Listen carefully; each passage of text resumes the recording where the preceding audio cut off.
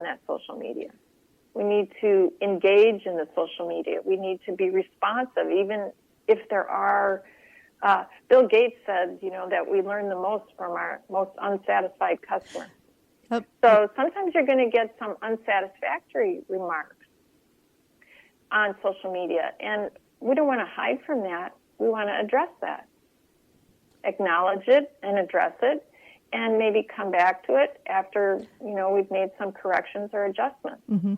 I know Richard always mentions to our clients, feedback is good, whether it's good or bad. Feedback, you take that and you analyze it. And, sometimes as a business, you need to really appreciate the negative feedback, because then you can enhance and improve your processes or your products, services, whatever it is. So feedback is your friend. Absolutely. I have a thing I talk to people about. It's failing forward. Yeah. And, you go back to Edison and the light bulb, 10,000 tries, but he learned incremental ideas from each failure. He at least learned what didn't work. Okay, so that one's now checked off the list. We'll never come back to it. But it's such a process, and it takes time to focus on these and bring it through. And I don't know, from your standpoint, whether a lot of businesses allow this meditation time to really come forth in their business models. I really believe in people, Richard, and I really think they would if they knew how. Mm-hmm. The businesses a lot of businesses and systems and nonprofits, all types of organizations that I work with, they would if they could. They feel they don't have time. That's always a factor. That's a perception. But, I'm here to say they don't have time not to. Because we see the failure rate. We look at economics and see what's happening. So you really do not have time not to focus on people. But they're like, well, how do we do it? How do we measure it? How can we justify it? And that's where I can help. Definitely. Help them do that.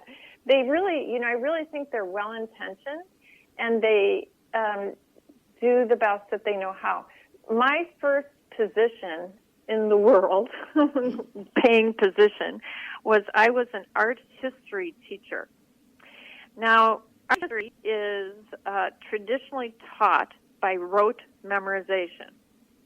Very myopic, very out of context, really not at all to do with the history portion. It's really like dates and times that art was produced, and locations and demographics. And you memorize these things and you spit them back, and that is how art history was, and really very often still is taught today. Then I had the experience of taking people on tours to Europe, on art history tours, on art tours. And I had a pivotal moment. I was only like 21, so I'm taking people from college to Europe, and I'm in charge. And so I'm talking eloquently in front of I think it was Notre Dame. And because I could see myself with my arm up in the air saying something. And I was teaching at a junior college, so I had quite an age range of students, like 18 to 60-year-olds. And I'm a mere, little thing of 21 there. And I forgot a date. I forgot something. And wouldn't you know it, it's the 18-year-old boy that says, hey, you made us memorize that on a test. And I paused, right? He's going to spot me out. And now this was a really pivotal point in my life. It changed the trajectory of everything I did after that. So I'm very happy of that critical customer that he said this to me. And I paused, and it was like probably a few seconds, but it felt like, my whole life flashed before me, because I have all these people standing in front of me listening to me. And I said, you know what? You're right. I'm going to think about that. And so I went off that night, and I literally cried in my soup. I mean, literally, and thought about what does this mean? And what I decided was, it meant that the way that type of teaching method isn't really about learning, and it really isn't drawing on my resources. Who did I have there? I had people that knew all kinds of things about the world that I didn't know. I'm just 21. I had a lot of older people in the class. I had people that, had diverse backgrounds. So the next day I came back and I said, we're going to approach it differently. And I went into what is now one of my belief statements of learning and growing with and for each other. And so then we would just have discussions. We'd land at a place. Everyone would discuss what they knew of what they remembered from class or what they remembered. And then these other people that have, lived lives and have history behind them could tell us, well, what was happening in China at this time? What was happening other places? So they brought in a lot. So it became so much more rich by drawing on the people in the class and focusing on them. It sounds like not trying. Definitely a good lesson for you, and it sounds like you've taken that, and that's where you have built your business that you're doing today. On teaching the people process. One of my it is. I love it. It is very much so, one of the pivotal points. Mm-hmm. So I think now we're on reason number 3. Yes, right? Yes. So we talked about this a little bit about relationship building creates customer and staff retention. So why is that so important? So studies show that at minimal, acquiring a new customer or client costs 5 to 7 times as much as keeping an existing one. Now that's a pretty conservative number, actually. And customer loss, I don't know if people know this, but just natural attrition to customer loss every year is at least 25%.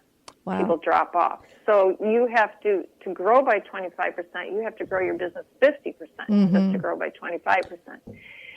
So building those relationships improves that number.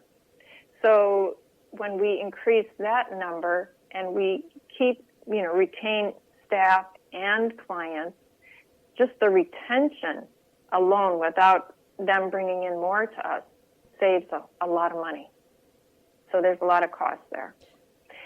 So reason 4 I'll go on to, relationship building means gathering data from our market. So like I said about Bill Gates, and, so we need to ask significant questions of our market and find out from them. And like you said, Cheri, not be afraid of that. And I even avoid using the word bad. Use the word whether it's good or whether it's bad. It's just feedback. And we can take that feedback and categorize it and put that into different areas and then, make decisions based on that feedback. Because really, none of it is necessarily bad. It's all just feedback. Because maybe some of the good, what would be called good feedback, might not help us grow. It might or it might not. So we just have to use a systems analysis approach and determine where we're going and what the feedback is telling us. So that gathering that data on people, though, is the portion that most businesses don't know how to do. They don't know how to gather that. And they don't know how to set out goals for people with positive outcomes for them to reach.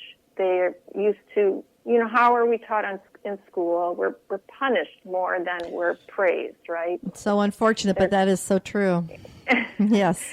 So we copy that. We copy what we know. If we don't know more, we can only do up to what we have already experienced or the best that we know how to do. So if we don't know means of positive reinforcement or positive behavior change or creating positive environments and systems and structures that allow people to flourish in those positive ways, then we can't do it. But once we're taught how to do that, then we can improve. Mm-hmm. So I just am a firm believer in data, and that all data we can use for improvement. And I think you guys agree with that, right? I definitely do. You're a believer in that. Me too. Yeah, we've always been that way. Yes. Yeah. So sending out those surveys and when I do speaking engagements or anything that I do, I want feedback from this radio show. I would like feedback from that. And I'm going to give a call for that at the end and tell people how to give feedback. And, and I'm going to reward that feedback. Feedback. Oh, yeah. Because whenever we ask people to do something, if they do what we ask them to do, we should reward them. Very good point. Very good point. Mm-hmm. So reason number 5 is relationship building will multiply your network exponentially.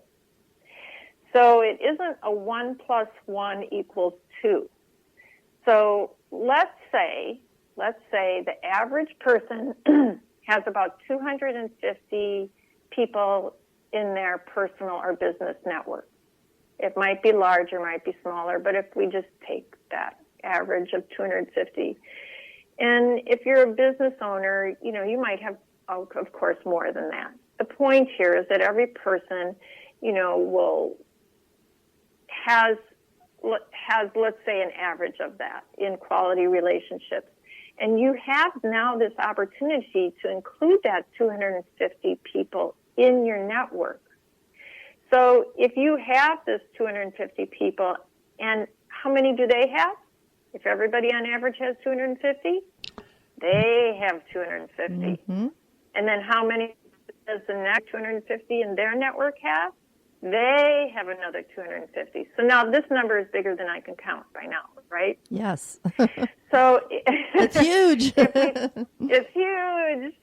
So if we think of it that way, only to 3, I think it gets up to 62,000, like only 3 levels. So now we have this huge network of people. So now how valuable, when you think of it that way, in a data numbers way, how valuable is that relationship building? With the 80-20 rule added in there, value, value, value, value, ask, giving, giving, giving, giving, ask. When we do that, then those people, that network that they have, comes back to you. So that's like the most valuable marketing and attention that you can have.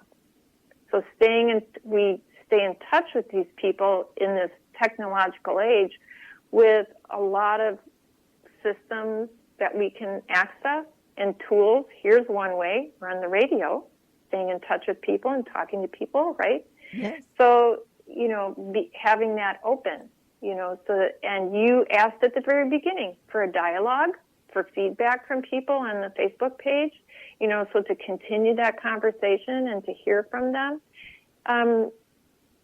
People really, really like that model.